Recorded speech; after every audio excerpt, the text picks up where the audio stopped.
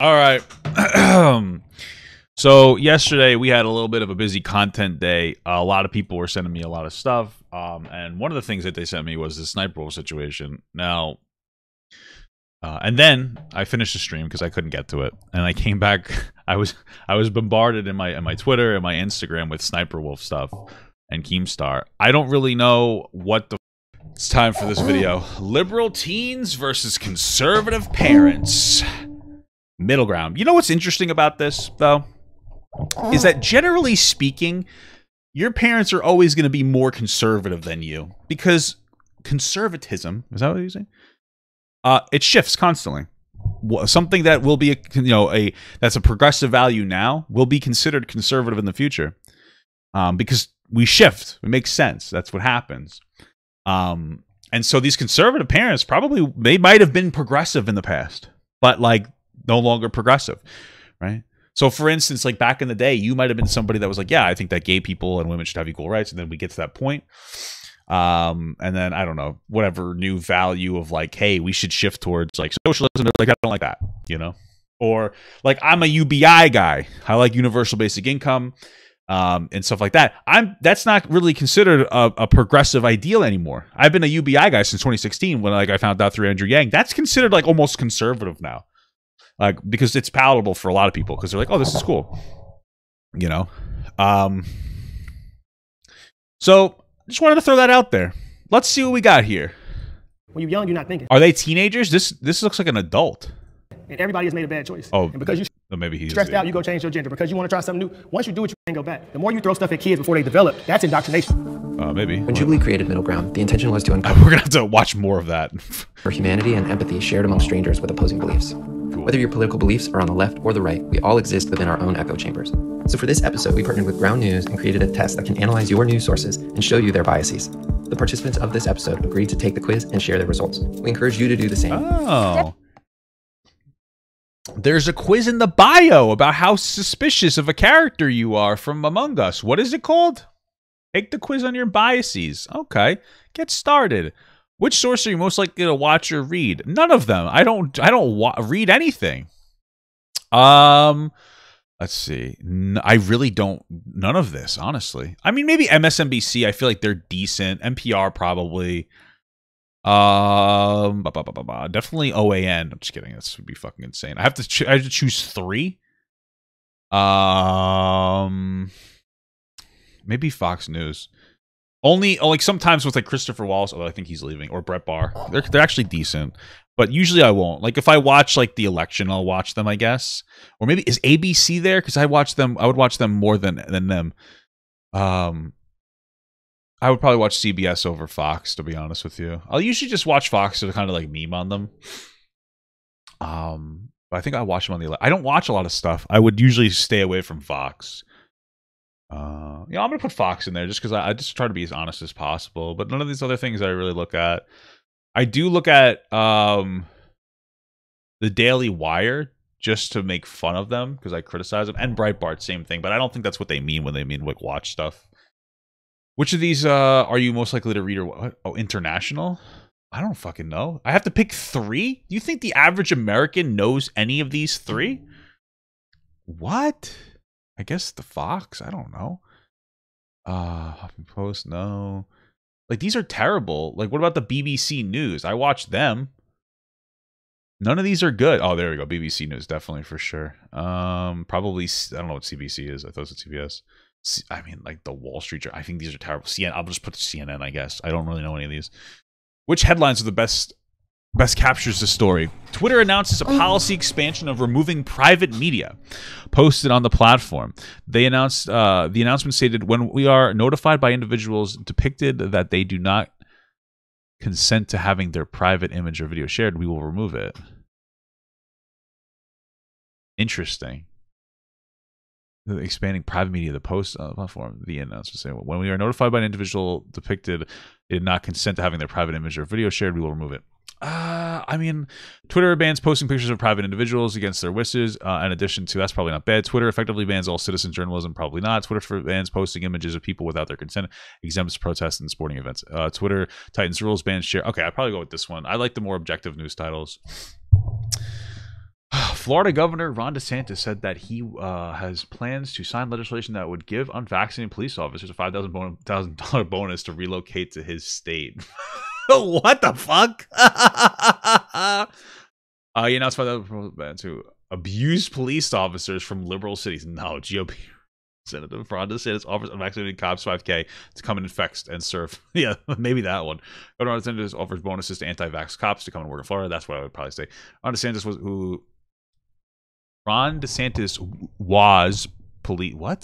woos police who lose their jobs over vaccine. Oh yeah, I probably put this in the middle one. Let's see. Best headline. Darren Age. His name is Age, middle name, whatever. This guy, 52, is facing 5 felony counts of indecent exposure in connection with the Wee Spa incident in June. Manager is a Tier 1 registered sex offender. She denies the allegations and says that she actually is a victim of the transphobic harassment. I know which one that is. Trans woman charged with indecent exposure in LA incident. I would probably put that. Charges filed against sex offender. Person charged with indecent exposure. Charges filed against trans sex offender. That's what I would probably say. Yeah, that one. Exposed. I wouldn't say himself, though. I would say herself. They were trans. These are terrible. I guess I would start with the top one, I guess. Let's see. President Biden's sprawling $6 trillion budget unveiled Friday. It does not include the controversial Hyde Amendment, delivering on campaign promises to try and scrap the ban. Hyde Amendment, what they say. Biden omits the Hyde Amendment. Yeah, probably Joe Biden's stuck in a position. I wouldn't say that Biden. Kill pro-life Hyde Amendment. Maybe Biden budget excuses or whatever. I don't care. I'm like losing interest in this. I don't really care. Donald Trump says he would not have survived the James Comey FBI. He would. Trump fired. James Comey kept the FBI job. Trump says they called me on December during the investigation. Okay, what? Trump admits to obstruction of justice. Trump had to fire Comey. You may not see Trump draws attention with it. Trump just wanted to remind. I don't really care. I've fucking completely lost interest in this. Have you seen these stories about COVID? Tucker Carlson claims that COVID does feminize people during an interview. I didn't actually see that. Mom says her son gets vaccinated for pizza without her consent. I did see that. Some guy says mouthwash. I didn't hear that. The government national amid shortage of hospital beds. Didn't see that. Thousands of people protest in Brussels against the new coronavirus. I didn't see that. FDA says it needs 75 years to release Pfizer. Data to the public. I did see that. Okay. God damn it. There's so much here. BLM leader. Just small labels hate crime hoax. Yeah, I saw that. NYC Black Lives Matter threatens bloodshed riots. I didn't see that.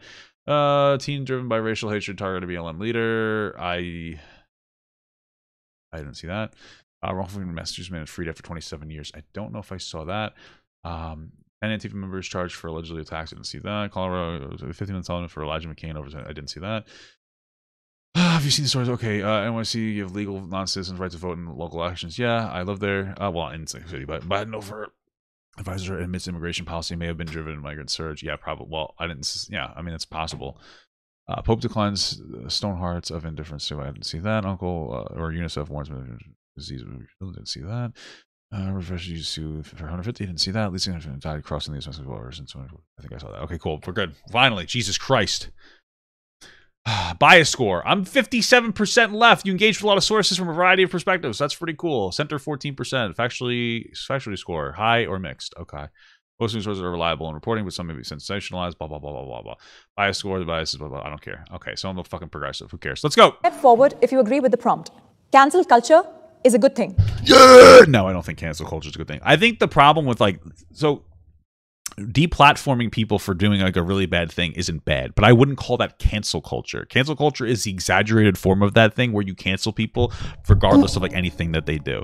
Like you don't give people the benefit of the doubt in any capacity. If you have like a fucking like Nazi that was shouting the N-word at somebody, that person deserves to be canceled. If you have a 13-year-old who puts up a meme that says guacamole N-word penis, you'd make a reasonable assumption that they're just a dumb edgy kid, and you wouldn't have Sky Jackson cancel them. That's cancel culture, you know, and dox their family, which I believe is what happened, right?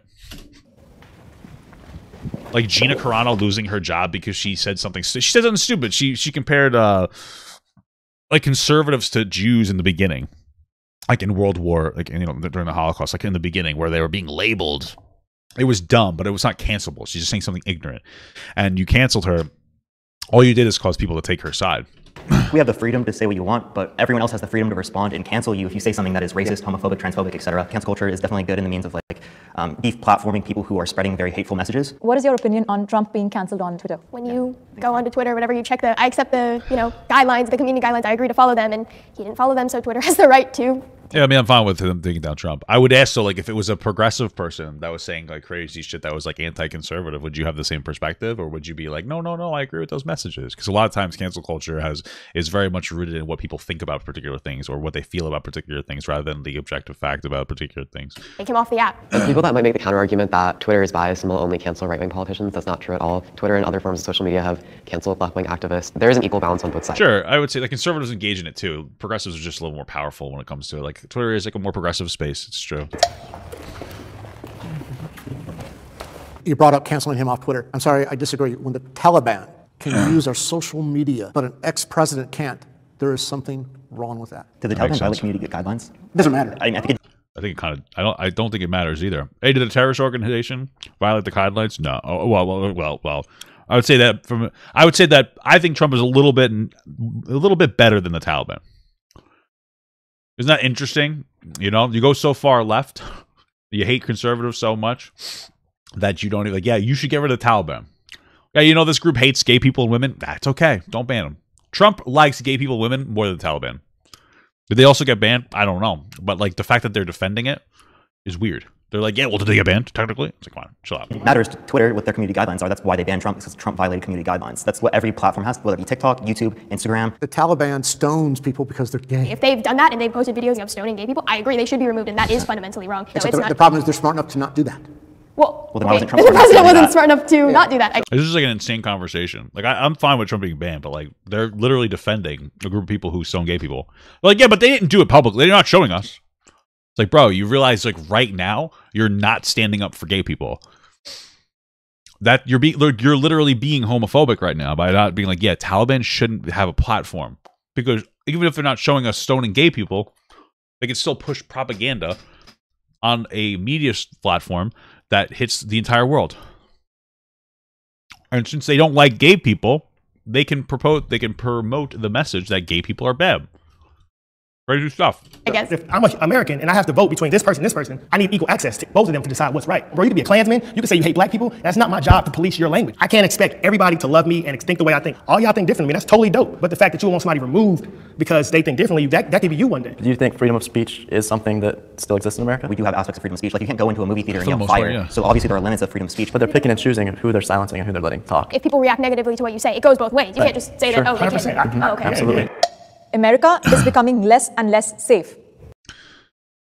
I don't know.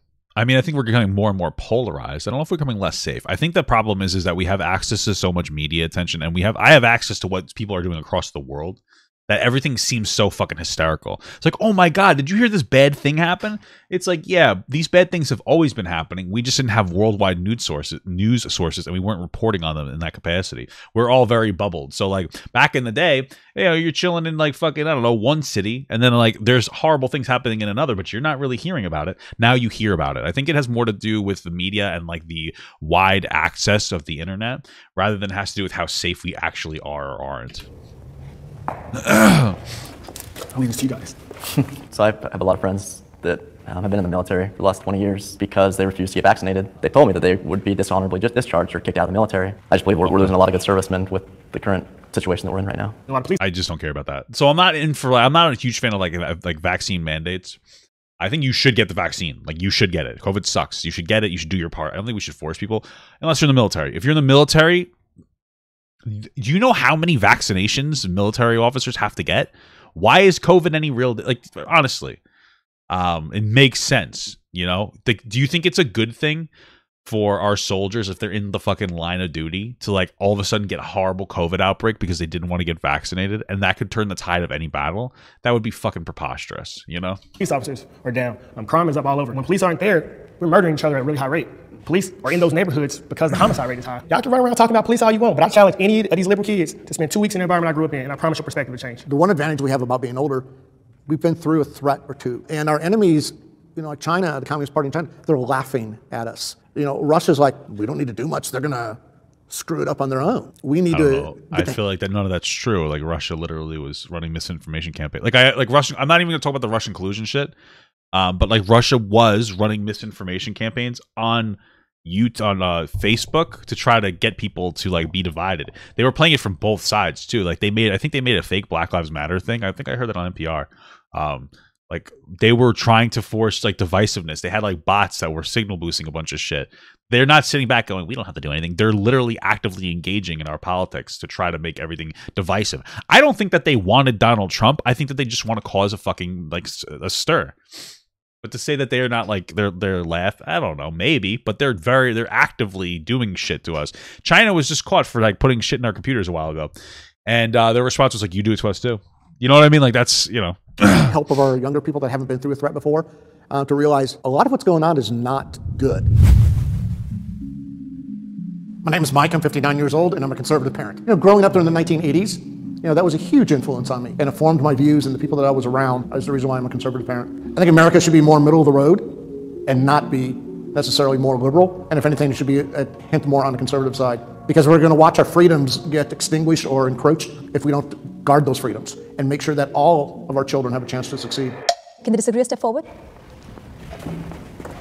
I actually wished I came up here for the agreeing section because I think I interpreted the definition of safety the same way that you guys did, but after hearing your guys' conversation, I started thinking about how our American people aren't safe in the face of like imminent like climate disasters that are coming our way and how we don't have the infrastructure to deal with that. I actually very much agree with that, because I think we need to define like kind of like what we mean by like we're less safe now. Do we mean like there's more homicides after COVID, or like what do we mean? I would say before we got rid of half our military, half our police force, slavery was legal. The Holocaust was legal. So we can look at all of these mass atrocities and say we're doing what's right. Everybody who was a part of the Holocaust government, they were doing what Hitler said. They were doing what was right. So everybody losing their job for not getting vaxxed and all the vax people, you got. I thought he was saying like, yeah, we used to have Holocaust people. Things are better now. But he's actually saying that we're getting back there because we're becoming unsafe. You got who can we control? Everybody who get the shot, that's who's going to do what we say. The enemies are coming, and we don't care about that because we want to care about what color we should wear and pride and critical race theories. Like no one else cares about that but us in America. That's our problem. So you think that? Well, it makes sense. Listen, I think that we've had a problem with critical race theory even being defined properly.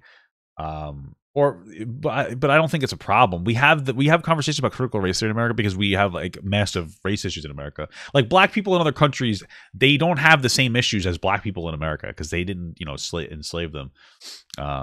We have a horrible history of slavery. Of course, we're going to have more race conversations. I'm not saying that the conversation we're having is the right way to do it, but we're having them. That talking about sexual orientation and all that kind of stuff takes away from the safety of our country. Who you sleep with has no merit in the real world. What does it matter? Okay, let's just broaden the scope. With the coronavirus. Well, they're just trying to. It matters when people are just trying to be, equally married and stuff.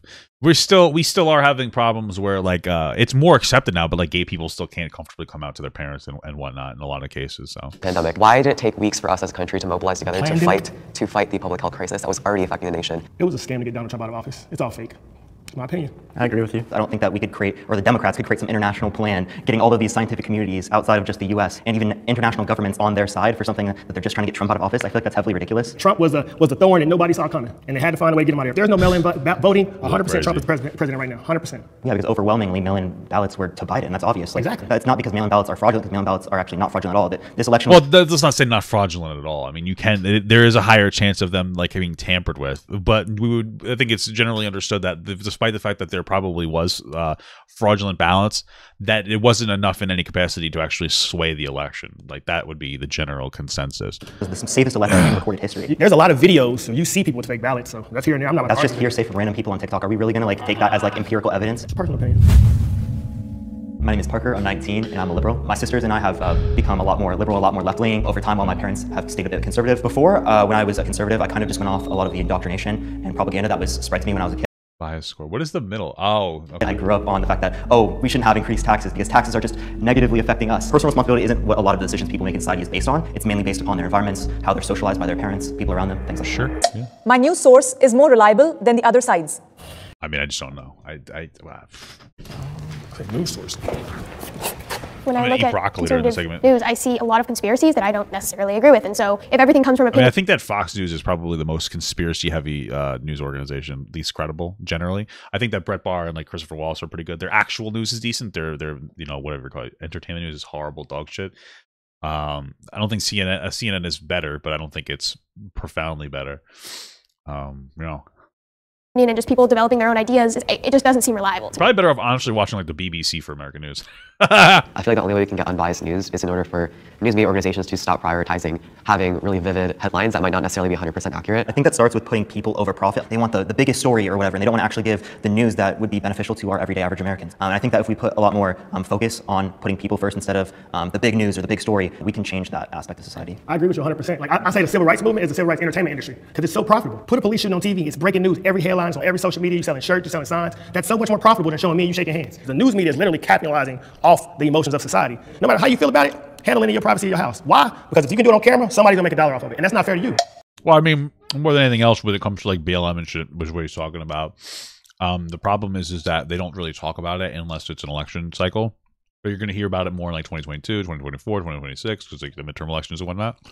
That's the only time that we like will weaponize black issues and we'll promote a story that may not even need to be promoted, just to sensationalize things because they want to get the black vote. A lot of times is what happens. It's like a lot of progressive media does that because like we need the black vote, we need the black vote. Let's like let's stir a racial issue up, and then after that's over, nobody cares anymore. We don't really actually get any progress done for black Americans. So Young people today are too sensitive. yes, I agree. You know what? Actually, you want to know what? Let me give you something else. I don't think that young people today are necessarily too sensitive. Here's the real issue. Young people today think I give a fuck. That's what it is. Listen, we are all sensitive in some capacity. But we've normalized thinking that you being sensitive to something means anything to anybody else. That's the problem. People are too upfront about expressing their sensitivity. Like, you can feel how you want, talk to people around you, but like nowadays it's like, oh, you don't like a thing, let's try to get rid of it. Like, that doesn't need, like, you know what you could do? Stop engaging with it. Like, usually if I see somebody that's doing like a bad thing, you call it out, but eventually you like lose interest. You're like, okay, this is shitty, and like or let's say that you watch the Dave Chappelle special, you know, and you didn't like it, just turn the TV off, bro. Like, that's all you really got to do. Turn the TV off. But nowadays, we try to, like, cancel people and get them fired from their jobs because we don't like it. It's not the insensitivity that's the issue. It's the audacity to feel like your sensitivity matters to the rest of us. Shut the fuck up, you know? Just shut the fuck up. That's really all it really comes down to. Shut the fuck up, bro. Like, I understand that sometimes you need to express yourself and advocate for yourself, but then also just shut the fuck up, you know? And this goes on both sides. You know, like before, remember Gina Carano, I defended her from being canceled? But like even that, like expressing that you think that fucking conservatives are becoming Nazis, like that's sensitive bullshit. Keep it to yourself. You're a fucking idiot. You know what I mean? Like, just shut the fuck up. People are too opinionated. I think part of it's because we're online and like we think our sensitivities matter. Like, I can just say whatever I want. I don't have as much accountability because you're more of a stranger on the internet, you know, but you won't say it to a person, you know? It's like, just shut up. Stop telling everybody. I think it's a good thing that young people are sensitive. I think today they can be more sensitive than what they probably could have been 30 or 40 years ago. You know, the growing up was the Berlin crisis, the Cuban Missile Crisis. I mean, we had the threat of annihilation, you know, staring at us several times. And a lot of times I go, you know, thank God John Kennedy handled it. The country has been spoiled for so long. They're trying to make it so a man can't be a man. And if you don't let men be men, then things start crumbling, society crumbles. This guy's probably the least masculine man I've ever seen. Most families crumble and broken homes start happening. And kids need their fathers. So 36% of kids don't have a father. So every boy is, well, my mom is mad at me, my dad don't love me, my dad don't care about me. Maybe I should be gay, maybe I should be trans, I don't know who I am. And your father puts confidence in you. No disrespect to anybody, but the younger generation of men are soft. And if we had to go to war, they're not protecting America. I think that maybe making the assertion that there's a link between not having a father and being trans, that might be a little bit of a hot take. Like, Jesus Christ. There's definitely issues of not having both parents. Maybe some people, I don't know if you become gay because you don't have a dad. I don't know if I don't think that I could ever really theorize that. Like, why? Because you're becoming more feminine? So you become somehow gay? That would explain why we have more feminine men, maybe, but not why we would have gay men. Being a feminine man doesn't make you gay. It means you might have like, I grew up without a father. I'm actually I would say quite masculine. You know, it doesn't have to be a positive to you. I don't really care. I don't know. I mean, I guess I had some strong male role models. that was just kind of an absurd assertion that linking being trans to having no fucking dad. I don't know, man. That seems a little bit of a fucking. It seems a little bit. I mean, I agree that we should all have like strong we should have strong masculine and feminine figures in our life. Like usually, even in like gay relationships, there's usually a more masculine and a more feminine partner, and I think that like that's a good thing. I think that you need masculinity to break you down, and you need femininity to build you up. Like your father will usually like put higher expectations on you. They'll be more strict. They'll break you down, and your mother will help you and bring you back up. And that's a good ebb and flow there. Like muscles, you know, you break down your muscles and then you build them back up stronger. I think that that's kind of the way that I look at it. So I think it's positive to have a masculine figure to show you how to be tough and to also like, you know, and that's what I mean by like breaking down, like you know, show you how to be tough, show you how to be strong, show you how to interact with the world, show you how to stand up for yourself. And then you have like that mother figure that can like coddle you a little bit and make you feel better and like allow you to like get your sensitivities through, you know. But turning them into trans people, that's a little kooky. No better place to be as a black individual or whatever you are in America. Go to the Middle East right now and say you gay or you trans and see how they treat you. Johnny, 32 years old, and I'm a conservative parent. My grandfather was a no-excuse individual. He grew up in the Jim Crow South, but he worked hard. The house that he bought is still in our family today. He had a garden in his backyard. If you step past a certain line, he got on you. So to watch the men before me who really could have been lynched for stepping out of line, who really could have went through a hardship for not doing what society said, the worst thing that can happen to me is I get a mean tweet or a dislike. So I got to fully embrace who I am, and I know I can create anything with my 2 hands and feet. I'm Hannah, I'm 17, and I'm a liberal. I really want equality for all, and the liberal policies that have been passed side more with my values of equality for those who are on the LGBTQ, those who are on the gender spectrum. Something about conservative parents that I don't like. Well, I would say that even,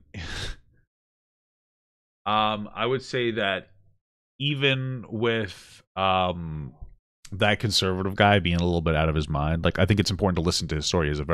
He has a high background of like racism.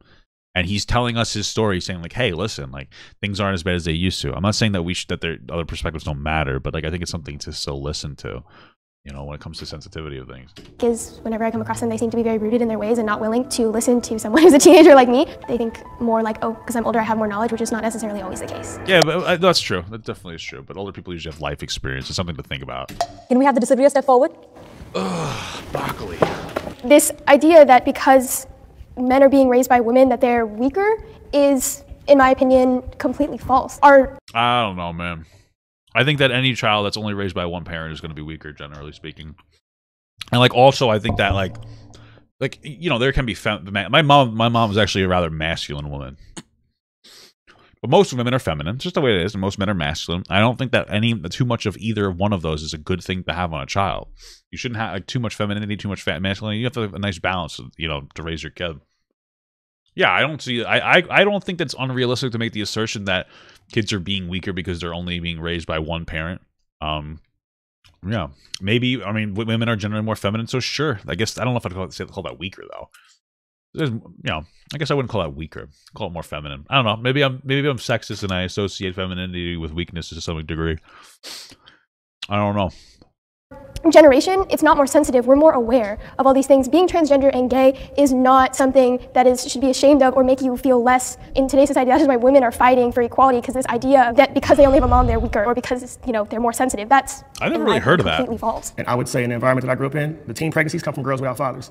The homicides come from people without fathers. Every girl that I know, if they grow up with a daddy, they get married before they have a kid. Why do they not have fathers? If you want me to be real, because a lot of men are fucking assholes, bro. That's really what it boils down to. Why do you think they don't have fathers? Because men are pieces of shit. I honestly think that there's a lot of factors. I think that part of the reason that there's a lot of young people without fathers is because women got more rights and then men felt like threatened in some capacity and they left. Women have a lot more social say even in like a relationship because they're working now, so they don't necessarily need you. Back in the day when you did this, you know, two-partner dynamic where the woman stayed home and it didn't work, it was hard for you to just escape. Like, what are you supposed to do? Like, literally your entire life revolves around this person who makes money for you. Now there's higher say from women. They have the ability to work, and so it's making them stronger. It's giving them the ability to advocate for themselves more. And I think a lot of men are threatened by that in some capacity. That's why I think if my father left, because like my mother didn't have to put up with his shit. Like, you know, that's what the thing is. Men have to work harder. Being a good father means a lot more now than it used to. Being a good dad back in the day meant you just went to work and you came home. That's pretty much it. Nowadays, being a good father means that you have to like go to work, you have to come home, and you have to help take care of your kid because the mother's also going to work and they're coming home. Everybody has to contribute more equally. You have to respect the mother more. There's more power for women. Like, women are able to advocate for themselves. So I think it's a lot of shitty, weak, pathetic, fucking loser men.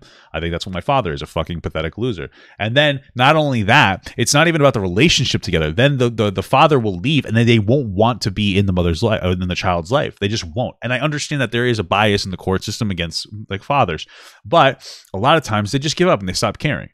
They just stop giving a shit. They're like, I don't care. Like, my father visited me twice. Two times when I was 2 and 5 years old. That's it.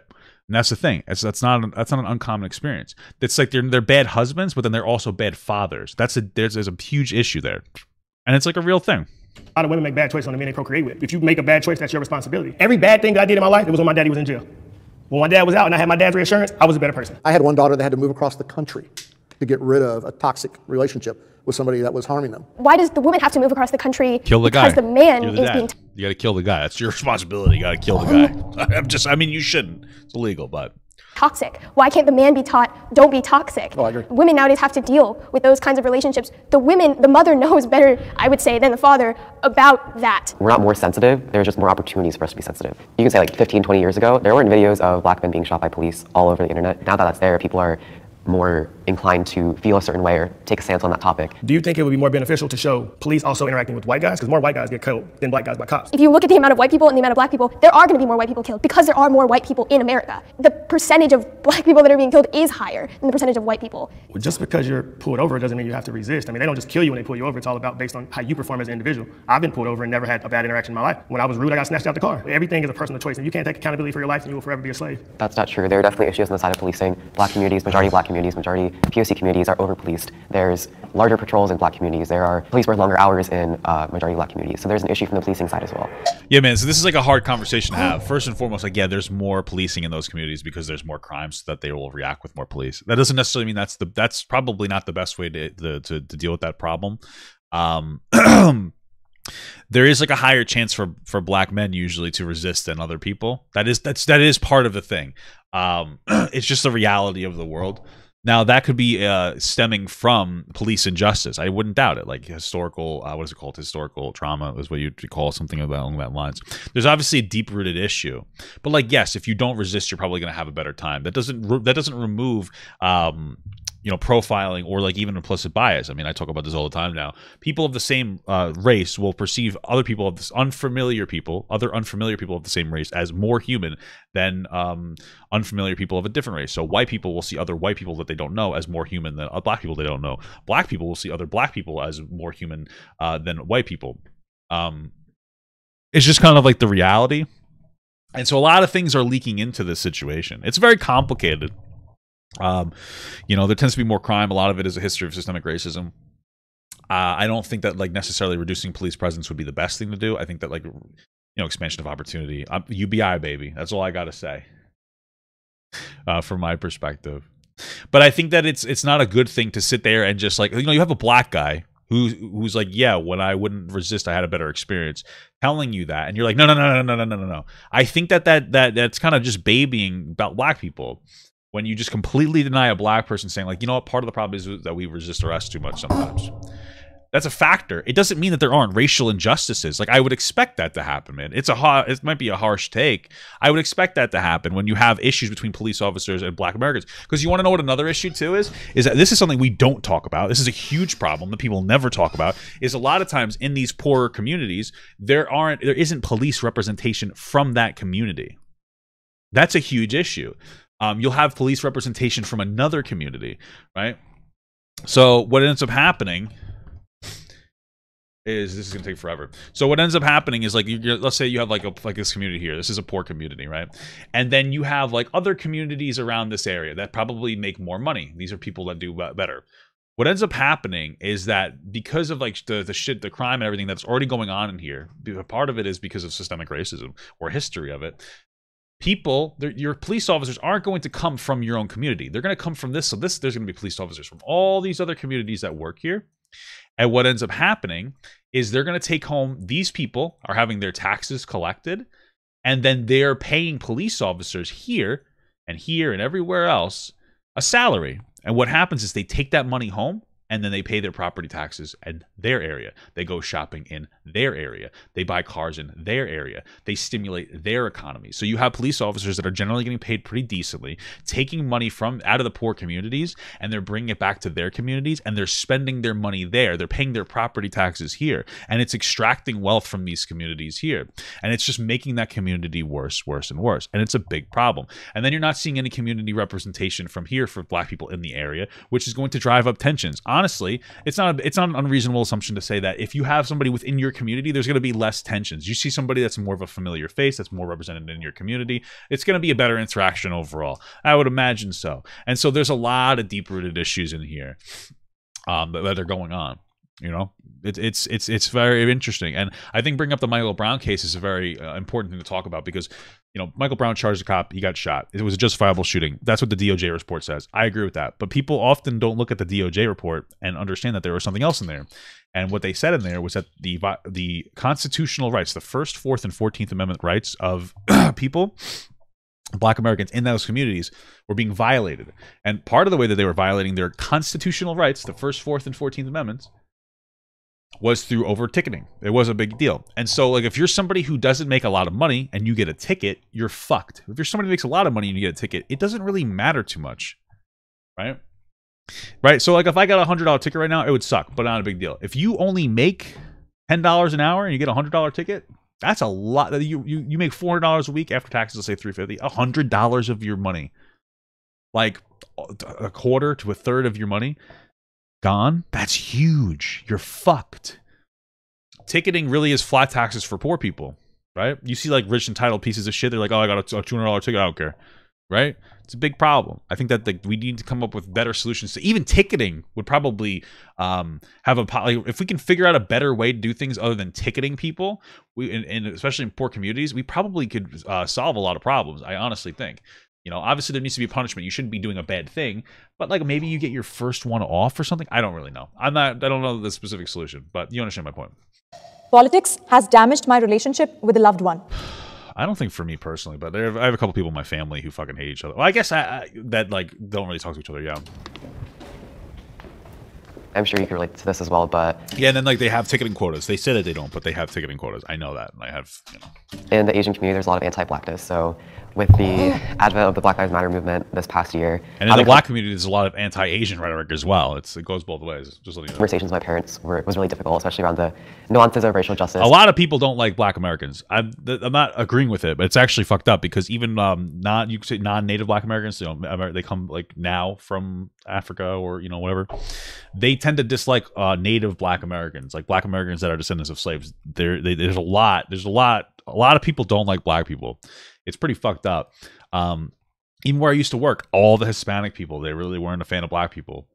You know, like they had like Black friends, but, like, they didn't like Black people. I don't know if that makes any sense. Like, they were cordial with Black people, but it was one of those, like, expectational things. Like, if you're another Hispanic person, they look at you and be like, oh, you start off with a better what am I trying to say? First impression than a Black person. So if you're a Black person, they're going to assume that you're a stereotype, and they'll be like, oh, fuck you. And then, like, you would have to earn your way out of that stereotype. But, like, if you're a Hispanic person or a white person, that stereotype didn't really exist in the same way, or it was a different stereotype, if that makes a lot of sense. And I noticed in my place, it was a lot more Hispanic people were racist. Like, you know, white people are generally, you know, you can't be racist as much, which is a good thing. But I don't know, man. It's just fucked up. It's just fucked up. And sort of, like, what the movement was fighting for and how to articulate that in, like, the very closed mindset my parents had. A lot of my family voted for Trump in the past election, and I don't necessarily agree with that. I don't like to say this, but it made me view their morals a little bit differently, and they're willing to adapt and change was so different, and I was just, like, shocked, because I wanted to understand their side and really talk about it, and I was met with, you're wrong, and we don't want to talk about it, and that kind of really damaged just kind of the way I looked at them. Yeah, I definitely agree, and I also think that it just made me less willing to expend the energy to have political, or just, like, any, like, hard conversations with my parents or anyone else in my family. Well, I do understand that, because, like, at the end of the day, young people with views are usually less credible than older people with views. Like, an older liberal is going to be more credible because they've generally gone through life experience. Hopefully. Unless they're Hassan and they've always been privileged. Anyway. But yeah, the reason people voted for Trump, like, whether you want to think it's, like, racism, it was a factor for sure. But the biggest reason is because Trump promised to bring jobs back and Hillary didn't. I mean, that was really what it boiled down to, a lot of it. We have a job crisis. Technology is displacing jobs. There's a lot of people like in Ohio that are like losing their jobs. Miners are losing their jobs, coal miners, and people just want to be able to work. And like, unfortunately, there are jobs that are disappearing, and it's just reality. But we need to deal with it. Trump was like, we're not going to let them disappear. And then he tried his best to maintain that promise. Hillary didn't have a solution. That's the problem. Nobody's really promoting a solution to that. Universal basic income is a solution to that. But, that's one of the things. People are like, okay, I want to work. That's a lot of the reason why people voted for him. I know that because a lot of my family voted for Trump too. My name is Brithwick. I'm 18 years old and I'm a liberal. I grew up in a low-income immigrant household, and I think the systems that are in place right now aren't sufficient enough to support people, Americans like myself or my family. Because my parents were immigrants, I think they were liberal on issues like immigration and things that directly affected them. I'd like to ask to the conservative parents why they don't necessarily listen or adapt their own beliefs, whether political or social, based on the conversations they have with their children, and why they're so set in their ways. I read a lot of the tragic stories where family members don't talk to each other anymore. Personally, I think that's sad. Do all my family members vote the same? No. Do we have a pretty good idea of... I will say it's usually conservative individuals who are like more like okay with other people voting differently than progressive individuals. I'm just saying that's been my experience. How family members may vote? Yeah. But we went more of agree to disagree. I'm not going to not buy you a present for Christmas because, you decided to vote for somebody that I don't like. Give me a break. Families are special. This guy just sounds like he's a talker, and they had to edit so much of his shit out. Sounds like me. Too many people, as you talked about, that don't have them. When I took this prompt, I kind of took it more of like my view of the person changed differently because, not because of the way they voted, but because some of their values to me were, like you said, moral values, and that shows kind of part of their character. Would you say that morality is subjective to each individual person, though? Or would you say morals are the same across the board? The basic is human equality for all. And so that's the thing, though, and I think that's a very progressive ideology. That like a lot of these like issues that they talk about are so morally loaded. So they'll look at something like healthcare and be like, "We need healthcare to save people's lives." It's like a moral thing, and then people will be like, "Yeah, I'm not a big fan of universal healthcare." Instantly, that person will be like, "Oh, then you don't want people to live." Whereas for the most part, it's like, "Oh, I think it's too expensive," or something along those lines. They're just not. They don't have the same like moral loading into each topic as other people, right? It's the same thing for people who are like pro-life. They're like, oh, you're killing a child. And then pro-choice people are like, nah, not really. It's different moral loading, and people are going to look at you based on that moral loading for a particular thing. That's where the problem comes in. And so what she's effectively saying is that like, oh, I have a belief in a particular system or idea, and if you don't believe in that, you must be against that. But they load that with so much, and then they assume that somebody opposes that thing that they have loaded into it. When usually they just don't load it with the same thing. So if you don't believe that somebody should have an equality based on their gender, their sexual orientation, or their race, or anything like that, that's a moral problem in my eyes. That's a huge thing with the trans and the gay and the LGBT and all that whole thing. So I grew up LDS, being in Utah County, it's like 95% Mormon. At 8 years old is when you get baptized. And so if you're raised around where 95% of people think the exact same way, I feel like that's too young of an age where you're a child and you don't really know what you're doing. And so where I have a problem with the trans or these different things is they're getting kids at like 10, 12 years old, and they're pushing them down that path. Who's they? Who's they? Mm-hmm. Who's indoctrinating these kids into becoming LGBTQ and et cetera? There's a lot of groups out there. Like? I've just heard that there's groups out there. I don't know. You don't think there's groups out there that do that? No. I'm assuming you're a straight man, so I think it's weird for you to comment on the queer experience and what that's like for someone growing up who's struggling with those experiences. Here's one of the things, man, is when it comes to like the LGBTQ, situation, I don't know if there's like a whole widespread indoctrination. The problem is that there seems to be the problem is that we don't allow children to experiment in the correct way, right? So like, let's say your kid was like, "Oh, I think is your kid's a boy? Like, I think I like boys." Be like, okay, that's the response. That's all you need to say. You shouldn't be like, you shouldn't have any reaction to it. Be like, okay, that's cool, whatever. Who cares? Do you? That's pretty much it. You don't need to overly praise that, and you don't need to overly criticize that. Because if you overly if you don't need to have that much of a sway on something that you're really not going to be able to have control over. Allow your kids to experiment, and sometimes that can happen when it comes to trans kids too. If you have a 4-year-old, that's a 4-year-old boy, and they're like, "Oh, I'm a girl," okay. You don't need to feed into it, because sometimes people, in a desperation to be accepting, will like overly validate people's identities rather than let people or kids mostly just explore their identities. I was like, "Oh, you're 4 and you're trans. Well, I'm gonna change your name to a girl's name. I'm gonna buy you girls' clothes. I'm gonna buy you girls' dress. I'm gonna get you nail polish." It's like, oh, just let the kid identify and just let them feel their own fucking shit out. Just chill out. Just chill the fuck out. But people are so assertive. They're like, no, this, and they go so fucking ballistic, and that's where things become a problem.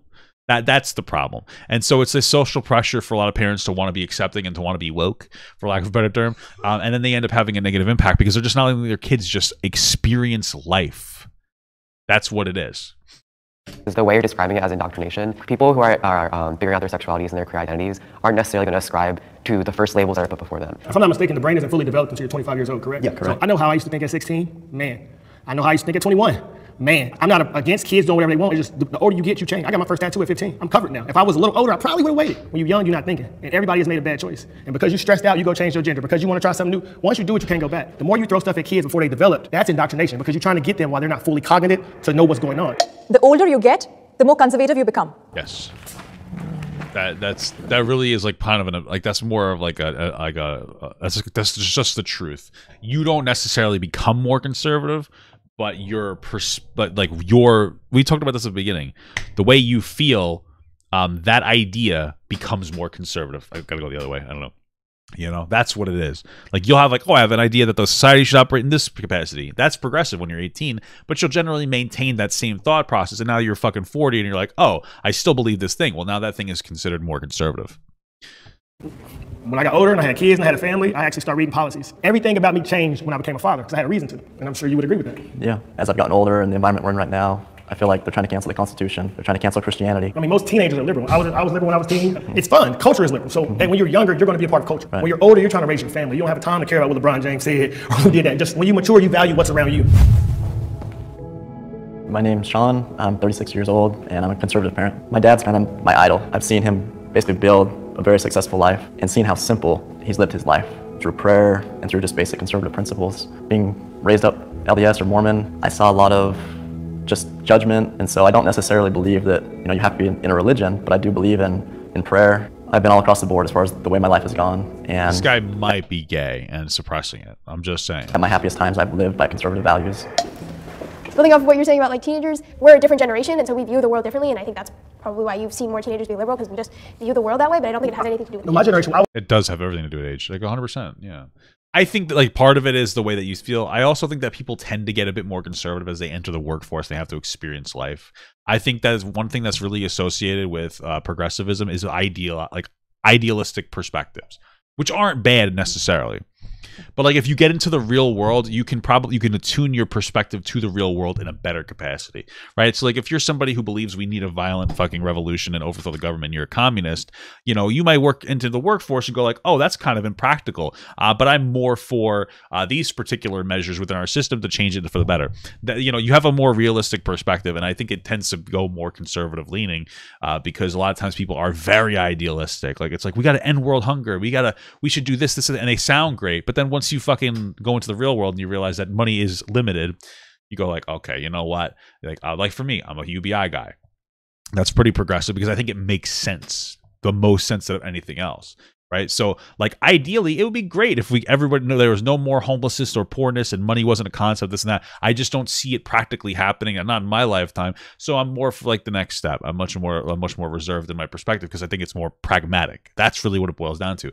But children are very idealistic and they don't have like a profound understanding of the way the world works or really any understanding because they're still in school. That's their environment. They don't really understand interactions with people that they normally wouldn't interact with. I'll say it was a very enlightening experience for me to go work at a job and interact with people I normally wouldn't have interacted with. It was bizarre, and you learn different people, different cultures, different ideals, and when you do that, you become like more understanding of like, oh, agree to disagree type scenarios. I was liberal too when I was a teenager, and all my friends were too. And when you're a teenager, life is fun. It's just totally you kick it, you party. So that's what I get. The teenage, as you grow, you either can run away from responsibility or embrace responsibility. When there's real things going on, you start looking at life a little different. Versus when I was young, I didn't know about that. I didn't know about corporate gains tax, and I didn't know about my stock account, and I didn't know that I can all these things that I didn't know when I was a kid. So when people are generally talking about taxing the rich more, they're talking about the top 400 billionaires that are literally paying a lower effective tax rate in taxes than the middle class. The top 400 billionaires paying an effective tax rate of 8%. That's obviously not a fair share, and I think obviously everyone can agree here that they should be paying at least a fair share, right? How do you increase taxes on someone's assets though? Most of those billionaires aren't. Unrealized capital gains is how they're specifically trying to do it now, but it would be through long-term capital gains because a lot of the people who are paying those taxes, they're paying capital gains tax rate. There's also I think the biggest issue is that there's just so many tax loopholes.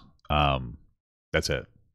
yeah, if we get rid of our tax loopholes or we drastically lower them, you're going to see rich people pay more taxes. Tax loopholes that have been lobbied into Congress by big corporations and big businesses lobbying politicians to get whatever they want. So if you get older and you work yourself off, you become a multimillionaire, you deserve to pay more because other people didn't work as hard as you? But it's not because other people didn't work as hard as me. It's because we, as a society, want to give everyone access to things like basic necessities like healthcare, education, have everyone have an equal opportunity. We don't have that right now. You can have equal opportunity of a baseline, but the outcome would still be different because every individual is going to work different levels, Well, right? obviously, yeah. Right, so I think that's where we are in society. I was able to pull it off.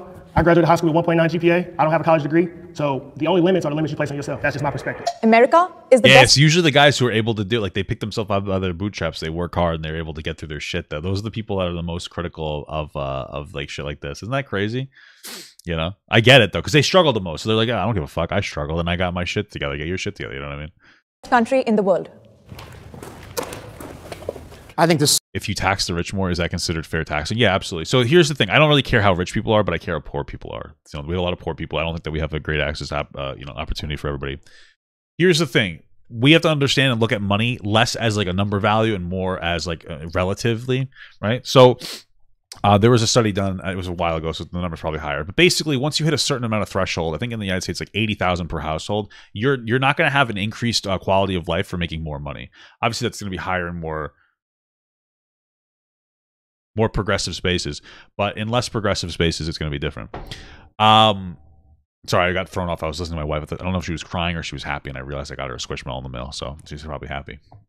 Anyway, the point I was trying to make, or more expensive places, the point I was trying to make is that like $10,000 to somebody who makes $10,000 is a lot more money than $10,000 to somebody who makes $100,000. There's diminishing returns on money. So it makes sense to tax people that don't make as much money, less money, and tax people who make more money, because food costs the same. Like you have more food, housing choice when things become more expensive because you want them to be. So if you make $300,000 a year, you might buy a nice car, but you could have still had access to the economy car, right? So you didn't really need to make that choice. Whereas people who don't have as much money, they're relegated to different choices like cheaper cars or even the bus. And you could still ride the bus when you're rich. You just want to be able to afford, be afforded the convenience. So that's what it comes down to. Food still costs the same. A lot of things still cost the same. Like that's the thing.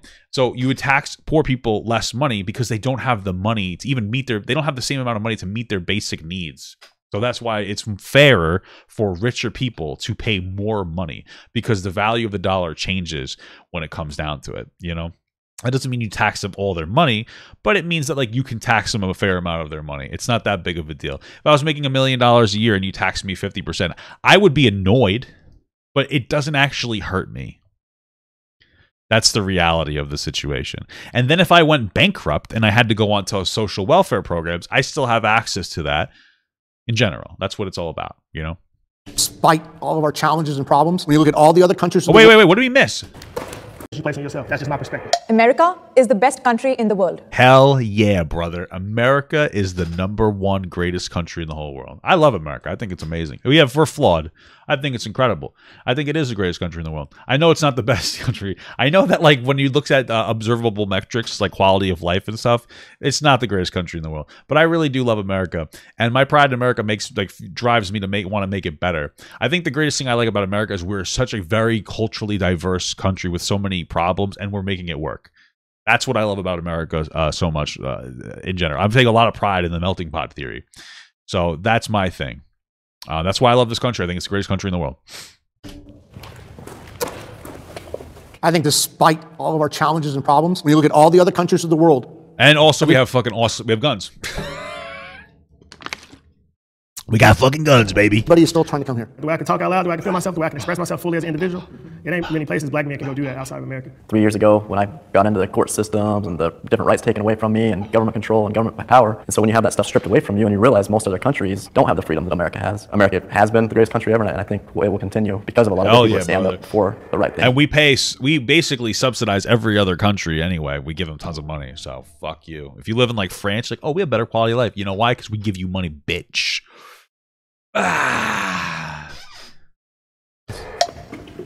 think I would like to ask the question, what is America the best at? I think we just was talking about the freedoms that we have here Guns. versus what they don't have in other countries. So what about places in Scandinavia that actually have higher amounts of freedom? They have better democracies than we do here, higher quality of life, higher median income. They have healthcare systems that are more efficient, that take care of it. Well, they do have less black people. It's a joke.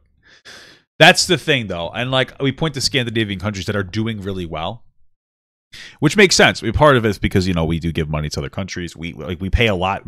We pay much more of our money to other countries, and it helps them sustain, like, you know, for instance, like Japan doesn't really have to worry about military. I don't think they're allowed to have one. They have a police force, but because we subsidize their military, it's a factor. The thing is, though, is that like in America, we have a lot of different people from a lot of different cultures that view things very differently. In Scandinavia, people over there are like, they're very one track. They have like a very similar mind frame. Like somebody that comes from like Haiti is going to have a different mental perspective than somebody who comes from like Germany or somebody that's already in America.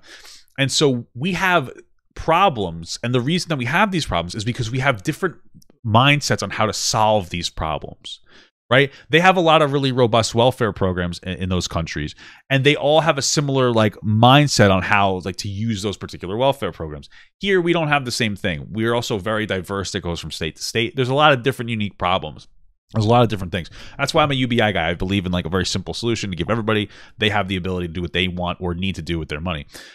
That's why we have so many unique problems in America, you know? And so we're not very homogenous. Is that a word? You get my point. So it's just a unique struggle to deal with. But on the other hand, it works really well because we have a lot of immigration. We can subsidize or we can offset losses. And all over the place. Like we need doctors from other countries, and then like, you know, low skilled laborers, et cetera, et cetera. America isn't very gay. Okay. Everyone in the population, more access to education. But when you look at the big picture, everybody wants to come here. Millions of people are not trying to get into Scandinavia. Why?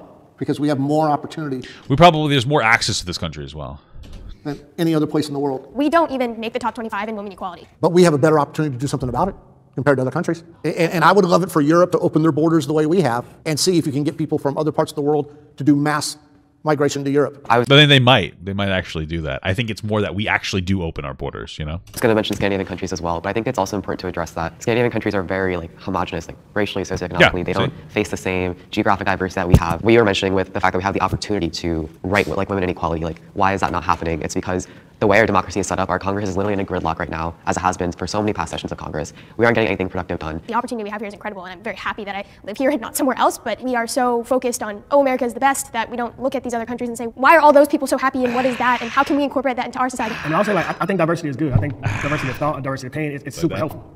It's really easy to get clogged up into this group thing. So I don't expect anyone else to agree with me or feel the way I feel. I just expect you to respect my right to feel this way. I respect your right to feel this way, and we keep it moving. 100% agree. I couldn't agree more, actually. Awesome. That's a wrap. What happened here, bro? Why is this like destroyed? Did somebody fucking drop something? Drop a ball? A sketchy ass warehouse. That wasn't too bad. That was something. That was interesting. Not too bad.